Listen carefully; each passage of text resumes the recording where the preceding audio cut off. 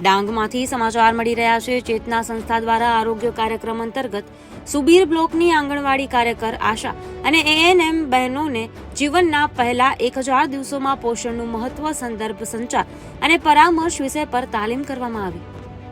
ચેતના સંસ્થા અમદાવાદ અને Larsen and ટ્રુબો public charitable trust Mumbai, LTI mind tree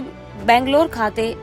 ICDS વિભાગ અને આરોગ્ય વિભાગ સાથે સહભાગિતા અને સંકલન સાથે સંકલ્પ કાર્યક્રમ દ્વારા સુબીરમાં મામલતદાર ઓફિસ કોન્ફરન્સ હોલ ખાતે સુબીરના 16 ગામો ગિરમાળ, બુરથડી, ગાવદહાડ, જામલા, સિંગાળા, નિશાળા, જામન્યામાળ, કેશબંધ, કાકશાળા, ટિમ્બરથવા, બિલીઆંબા, મોખામાળ, ઝરણ, ઝારસોડ,